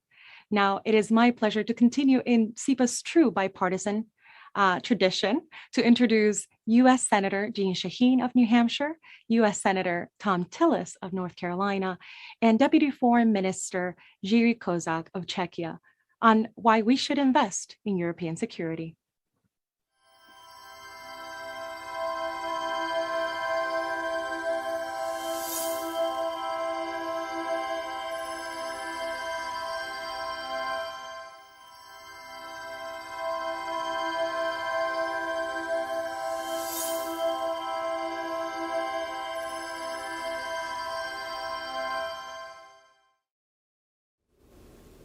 Hello, I'm honored to join the Center for European Policy Analysis, CEPA, for this year's forum. CEPA has a long tradition of advancing the Transatlantic Alliance and promoting our shared democratic values, values that have helped maintain peace in Europe since the end of World War II. Putin's further invasion of Ukraine threatens the foundation of that rules-based world order, which is why this year's conference is so important. Let me be clear. Vladimir Putin has been successful at just one thing over the past 6 months, creating a stronger and more united NATO than ever before. As co-chair of the Senate NATO Observer Group, which I reestablished with Senator Tom Tillis in 2018, I was proud to help lead efforts in the Senate to welcome Sweden and Finland into the alliance. These two partners will bring new and advanced capabilities to NATO that will strengthen our collective response to Russian aggression in Ukraine and around the world. We know that Putin's aspirations extend beyond Ukraine. He places a high strategic value on the Black Sea, a critical resource important to the national security of Ukraine, Georgia, Moldova, Romania, Bulgaria, and Turkey. And we've seen Putin's weaponization of the Black Sea when he invaded Georgia and again with Russia's illegal annexation of Crimea. Now he's shown his willingness to use the Black Sea to prevent Ukraine from exporting its grain. That's why I recently introduced the bipartisan Black Sea Security Act. This act calls for increased cooperation between the U.S. and our NATO and EU allies to develop a strategy that bolsters democracy, economic prosperity, and security in the region. CEPA's leadership has been vital in ensuring that the Senate understands the critical geostrategic importance of the Black Sea. Together, we must continue to highlight Putin's broader exploitation of the region and prevent a continuation of further illegal behavior. I will continue to work with my Senate colleagues to ensure ongoing U.S. support for Ukraine and to hold Putin to account for his actions. Americans understand that Ukraine's fight is for the survival of liberal democracies around the world. There are difficult times ahead, but as we've learned this year, we are stronger when we stick together. And together, we will address our shared challenges and ensure that peace and democracy are preserved in Europe. Thank you.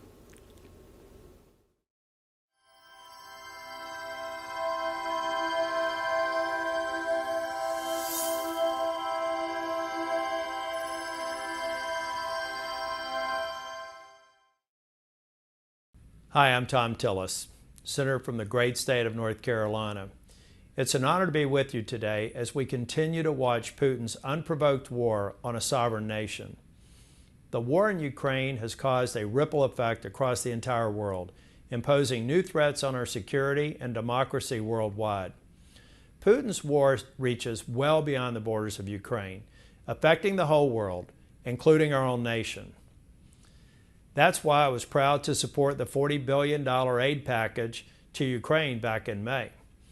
The United States has a long history of providing support to our allies during times of war and hostility, and this aid package provided critical humanitarian assistance, emergency food assistance, weapons training, and economic support. Our allies are also doing tremendous work to support Ukraine, and I thank them. I applaud the European nations for their renewed commitment to defense spending. The number one reason we stay invested in European security is to preserve a democratic, liberal, rules-based world order. The war against Russia now will set them back a decade and allow us to focus on our pacing threat to China. I applaud the work you're doing and the sacrifice you're making every day. Be safe and God bless.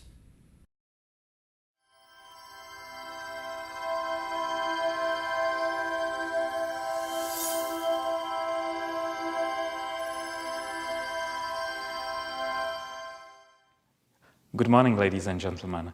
First of all, I would like to thank the Center for European Policy Analysis for holding this now already 14th annual forum. We all should thank CEPA for carrying out its very important mission to build transatlantic bridges by conveying European politics and European situation to the American public. And this is today more important than ever. Russia's unjust war against Ukraine is a test of transatlantic unity, of the stability of the transatlantic bond in a dramatically changed security and environment. Transatlantic strategic unity is the only way to show to our adversaries who seek to undermine the international rules-based order that we have not been weakened, but have only grown stronger together. Neither the United States nor Europe alone can deter or contain our increasingly assertive adversaries. Transatlantic strategic unity does not need a new definition. It is using our political, economic, and defense capabilities across the Atlantic to protect our values and political system. It worked during the Cold War, and this time it will work again. Transatlantic partnership is at the core of the Czech presidency of the EU Council. Without a strong partnership with the United States, many of our shared ambitions and agendas cannot progress. To keep the transatlantic partnership stronger, we need NATO to be more politically coherent and strongly focused on its primary mission of collective defense, with a global outlook in the era of strategic competition and striking the balance between global and Euro-Atlantic security. We need to strengthen Europe's defense capabilities. The current crisis has proved that strategic partnership with the United States and the attempts for European strategic autonomy must not conflict. We need to deepen the EU-NATO cooperation, primarily on asymmetric threats, resilience and crisis management in the European neighborhood. Direct EU-US security dialogue involving security, defense and foreign policy coordination and generating stimulus for NATO-EU cooperation and coordinate outreach to those countries affected by the false narrative and coercive practices of Sino-Russian axis. The EU-US security dialogue has to go hand in hand with the EU-US Trade and Technology Council.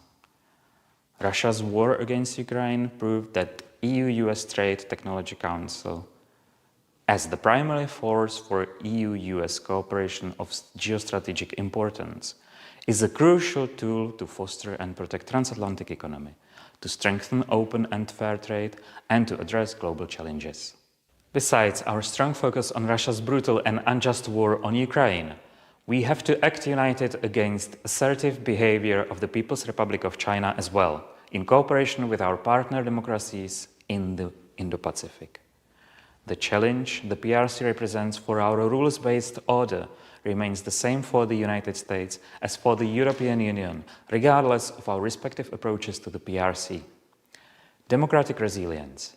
We must maintain our focus on strengthening democratic institutions and promoting human rights, a centerpiece of our presidency of the European Council and a shared priority with the United States. Given the Czech Republic's history, we got the message of Russia's danger immediately. As a consequence, It has shown that the transatlantic partnership is a space of shared values and shared security and deserves to be protected with full engagement, which, as I said before, is at the core of our current EU presidency. Thank you for your attention.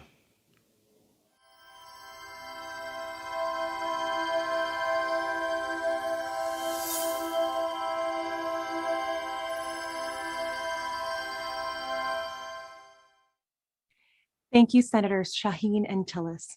And thank you, Deputy Minister Kozak, for the remarks for today, especially given that the Czech Republic is hosting the European Council presidency.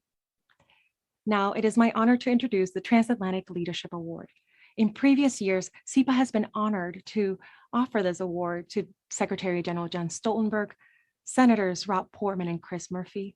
And this year, we get to award the Transatlantic Leadership Award for 2022 to the Prime Ministers of Estonia, Latvia, Lithuania, and Poland for their steadfast support of Ukraine. To introduce this year's award, please let me introduce our Vice Chair, Wes Mitchell. Over to you, Wes.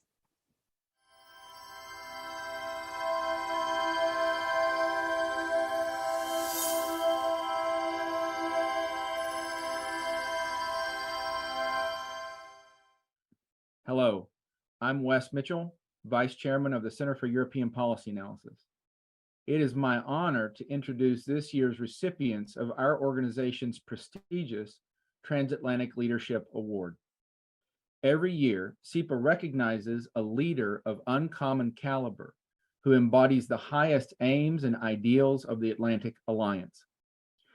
This year, we are especially pleased to present the award to the Prime Ministers of Estonia, Latvia, Lithuania, and Poland. Over the past 7 months, the Russian Federation has waged a cruel and unprovoked war of aggression against the nation of Ukraine.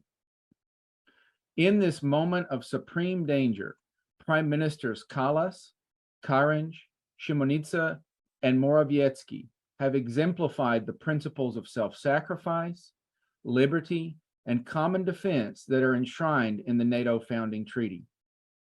For years before the war broke out, all 4 of these leaders warned the West about the dangers that Vladimir Putin posed to Europe at a time when many other leaders were asleep. Since the start of the war, they have labored tirelessly to ensure that the Ukrainian people have the weapons, food, money, and political and moral support that they need to defend themselves against Russian aggression. They have worked within the councils of Europe to organize a common front and inflict stiff penalties on the Putin regime. They have shown hospitality to thousands of Ukrainian civilians displaced from their homes.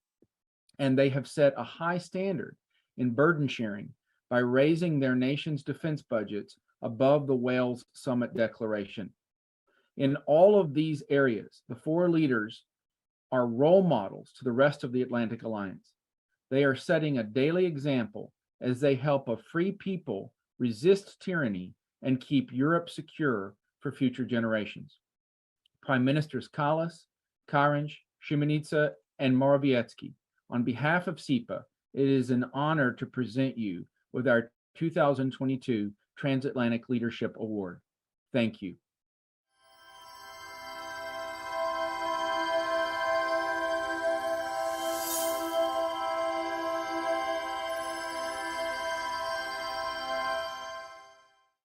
Dear friends, it is my honor to accept the Center of European Policy Analysis 22 Transatlantic Leadership Award. The Transatlantic Alliance for us Estonians is the real-world expression of freedom. When Estonia became free again after half a century of Soviet occupation, strong transatlantic support gave us the backing and inspiration we needed when building up our democracy. Now, in Ukraine, we are defending the very same idea of freedom, including the idea of territorial integrity and sovereignty, that is, the right to exist as a country and the right to live free from repressions. Russian occupation in Ukraine today tragically reminds us of our own fate under Soviet Russia's occupation. We see towns and cities turned into mass graves. All of Central Eastern Europe recognizes these pictures. Those of us who are too young to have seen it directly have had parents and grandparents who suffered. We suffered from repressions, deportations, mass killings, and attempts to abolish our language and national identity. As a country bordering Russia, we knew that although the Soviet Union fell, its imperial ideology and ambitions never did.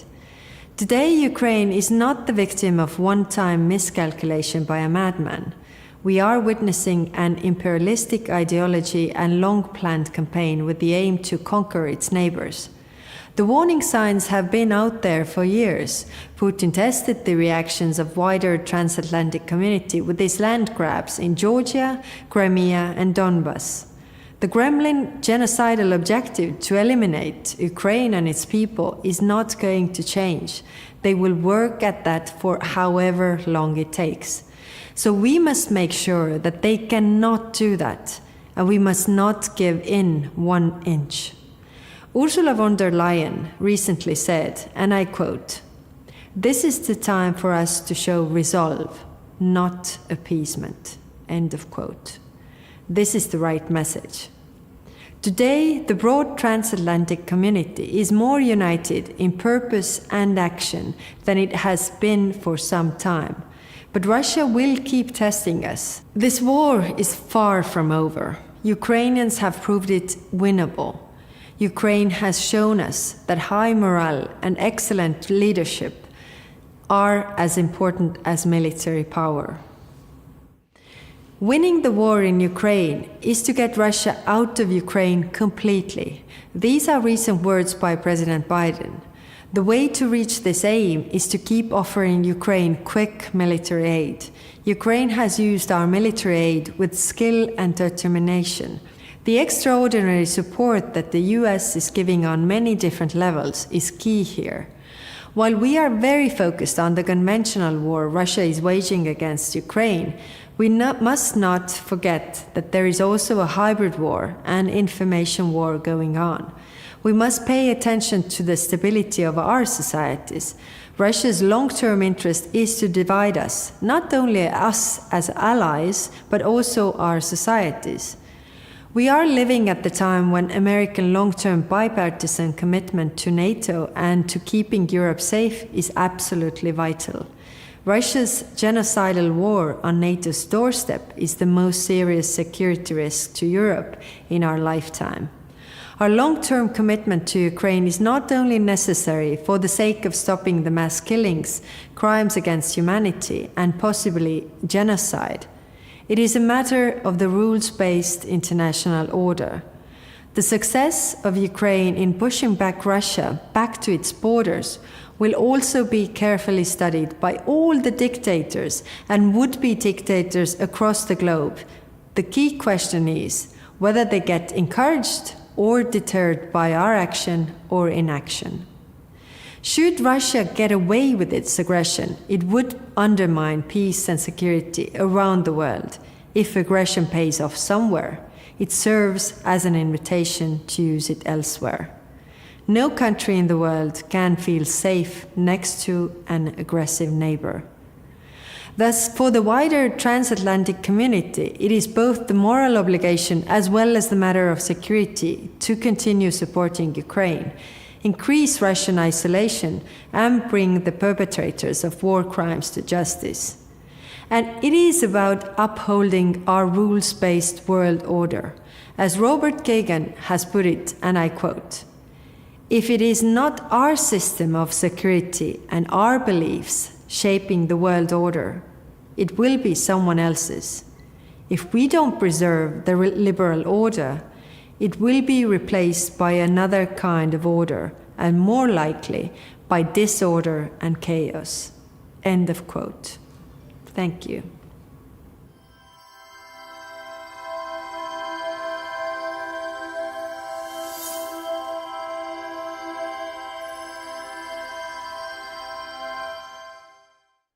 Excellencies, ladies and gentlemen, it is indeed a great honor to be the recipient of the CEPA Award for 2022. The transatlantic relationship between North America, the US, Canada, and Europe has been fundamental and key to ensuring peace in Europe for more than 70 years. But it's no surprise to any of us that over the past few years, there had been cracks appearing in the system, political cracks, questions as to what the nature of this alliance is or what it should be. All of this changed quite radically on February 24th of this year, when Russia went all out in a full frontal war against Ukraine. This was a reminder to everyone on both sides of the Atlantic, both here in Europe and in the US, that no one can go it alone. And it is through allies on both sides of the Atlantic, working closely together, that we can ensure peace in Europe, actually peace and stability throughout the world. It's the leading role that we have to acknowledge and we have to assume. As democracies, all of us share three of the same basic values. We have freedom, democracy, and the rule of law. These are fundamental. These are the values that Ukraine is fighting for with their lives. Ukrainians are going to war against Russia, fighting for the values that many of us here in the West simply take for granted. But we cannot take them for granted. And for years, as liberal democracies, we have stressed the importance of our soft power, the importance of our values, and importance of listening to others, which is very, very important. But we have to remember, and the war in Ukraine is reminding us, that as liberal democracies, we must not be afraid to be strong, also strong militarily, and to use that military to uphold our values wherever they're needed to be upheld, in this case, in Ukraine. It's vitally important that in this time of war, that we remain united. We have a tremendous pressure on us coming from Russia through the form of energy blackmail, rising prices that leads to certain instabilities within our societies. But as leaders, it's our responsibility to explain to our societies why prices are going up. But if we in the West are paying with our wallets, we need to remind everyone that the Ukrainians, they are paying with their lives. And this is Putin's attempt to break apart this fantastic alliance, to create dissent, to say we have to succumb, we have to go to the peace table, we have to somehow stop this at any cost. And I say, not at any cost. Not at the cost of giving in to our values of freedom, democracy, and the rule of law, and selling out the Ukrainians. This cannot be done. But if we maintain our unity, we can help Ukraine win this war. So there are really four things that we have to do. So the first point, we have to continue to support Ukraine. Send them arms and weapons so they can win this fight. Send them money so they can keep their state alive, and send them all other forms of aid that they need. This is first and foremost. Secondly, we have to strengthen our own security. In my country, in Latvia, we're already committed to spending 2.5% of our GDP on defense. We'll be going in the coming years up to 3% of GDP on defense. We have to continue strengthening ourselves. Third, we have to ensure energy independence. Energy independence from Russia, from the possibility that any country could blackmail us into giving up our values. So energy independence is another point that we have to work on, and we can do this together. And finally, we have to strengthen societal resilience against disinformation. We have to be aware ourselves as leaders, and then to make our societies understand that there's always this threat of disinformation which is aimed to bring us apart. We have to fight this so that we can remain united. Ladies and gentlemen, the transatlantic bond and relationship has worked, and it is working today, helping Ukraine. Let's do everything as leaders to make this bond even stronger in the future, so that when we say and talk about our values, freedom, democracy, and the rule of law. We have the will and the unity behind it to make sure that these values never get threatened again. Thank you very much.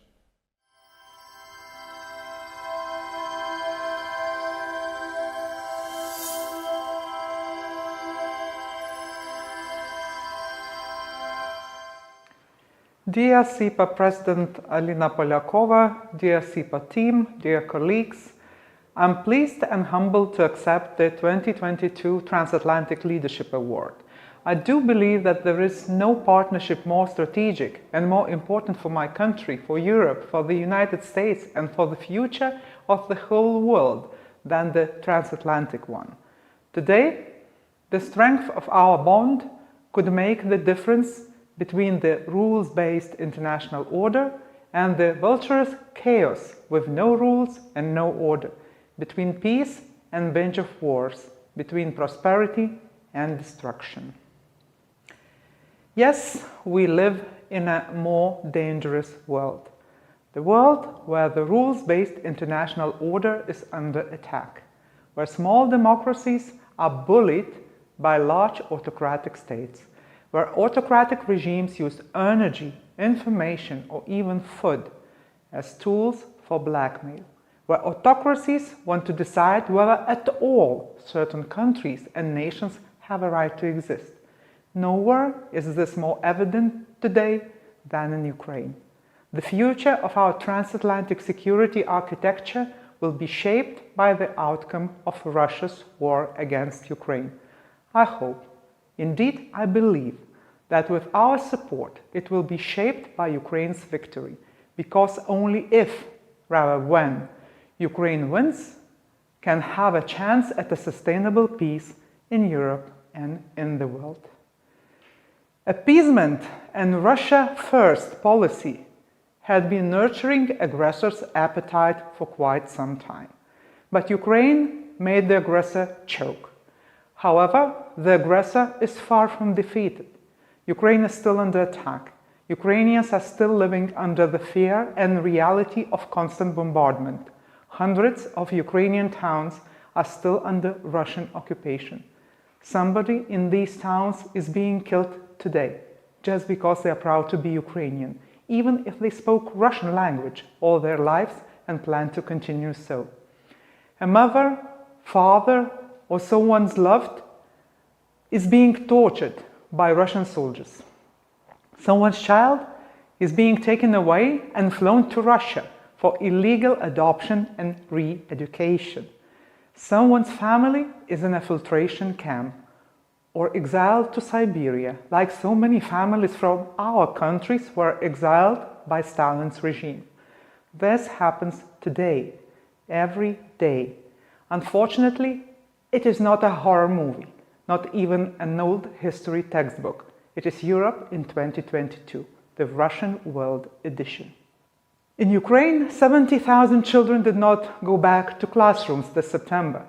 Millions of Ukrainians face winter without roofs, windows, and heating because their houses, schools, hospitals, and other civilian infrastructure was deliberately destroyed by Russian missiles.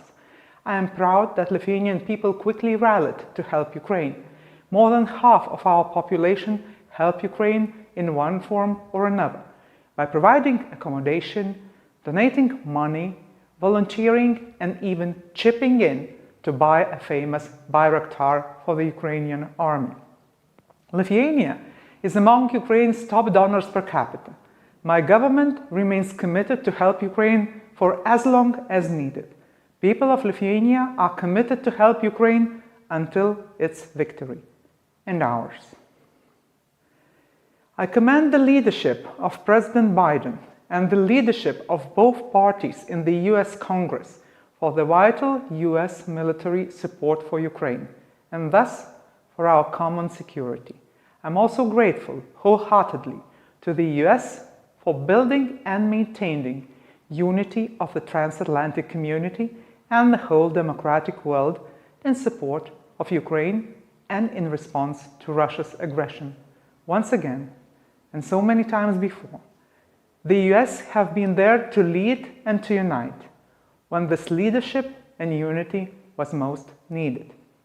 But we can and we must do more. We must deliver more of heavy weapons and do it even faster. We must maintain our unity and withstand the winter that will be challenging for our people and for our governments, but not nearly as challenging and life-threatening as it is for Ukrainians who fight for their country and for all of us. Finally, when Russia is defeated on the battlefield, we must ensure that all those responsible for this war, for war crimes, and for the genocide of Ukrainians are brought to justice.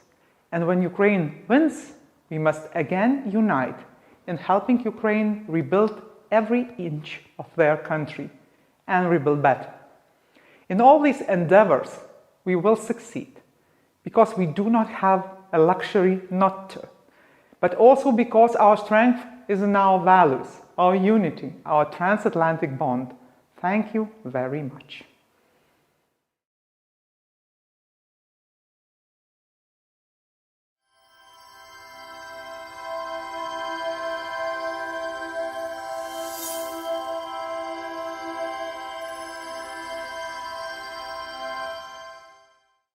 It's a great honor for me to receive this award. I thank you for it with all my heart, and at the same time, I would like to dedicate it to those who safeguard our security today, to the Ukrainian people. Wise and courageous leadership is the key to security, but it would be of no avail if, at the crucial moment, there was no courage on the battlefield. The Ukrainian people do not lack this courage. A nation that so few believed in, a nation that was meant to yield to the Russian attack in the first days of the war.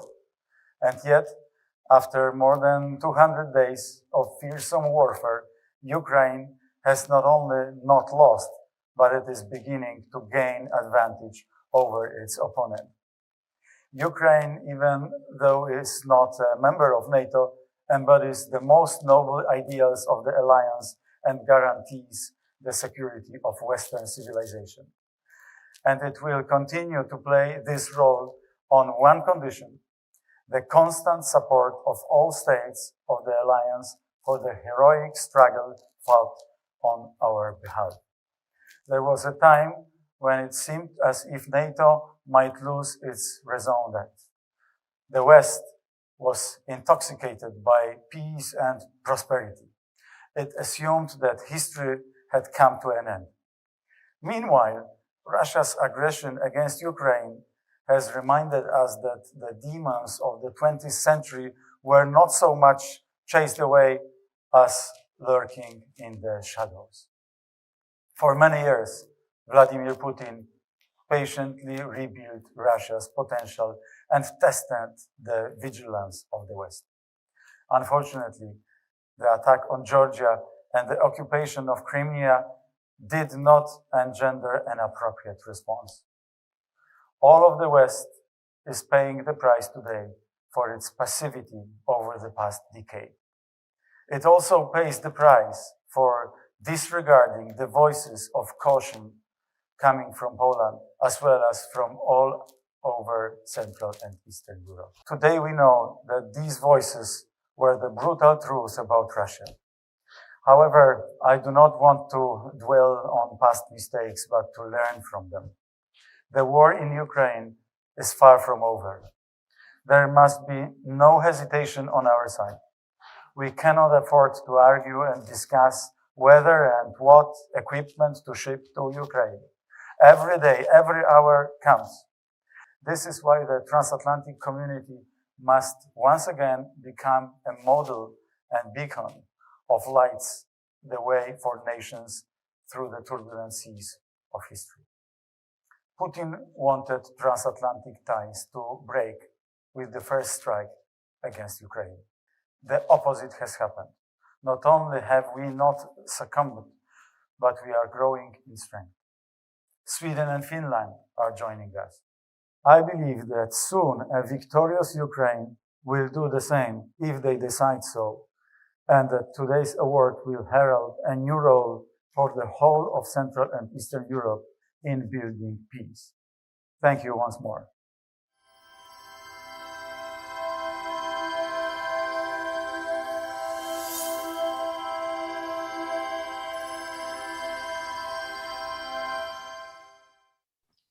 Congratulations again to the 2022 Transatlantic Leadership Award awardees, the Prime Ministers of Estonia, Latvia, Lithuania, and Poland. Thank you for your leadership and your messages of unity and support for Ukraine. Thank you all for tuning in to today, day one of CEPA Forum. A special thank you to our supporters, Lockheed Martin Corporation, Mercedes-Benz, Leviathan, Google, and Craig Newmark Philanthropies. A special thank you to our partners, the embassies of Czechia, Slovakia, and Romania in Washington, D.C., and New Strategy Center. And to our media partners, Defense One, Euractiv, and Politico. Thank you so much for joining us today. Please stay tuned and follow along at cepa.org, where we will launch some of our reports today, including one on Snake Island and emerging technologies. See you all tomorrow, and please use hashtag Meet the Moment to continue the conversation. Thank you.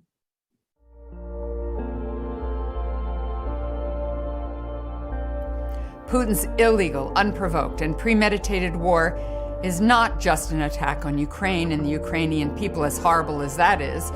It also takes aim at the very heart of the rules-based international order, forged after the Second World War had rained destruction across Europe. We must continue our pressure on Moscow, our support for Ukraine, and we must strengthen our resilience at home.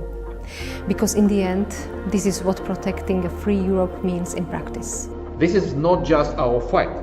This is the battle for the foundational values of the free world. This is the battle for who gets to dictate the new world order. Is it the tyrants or is it democracies?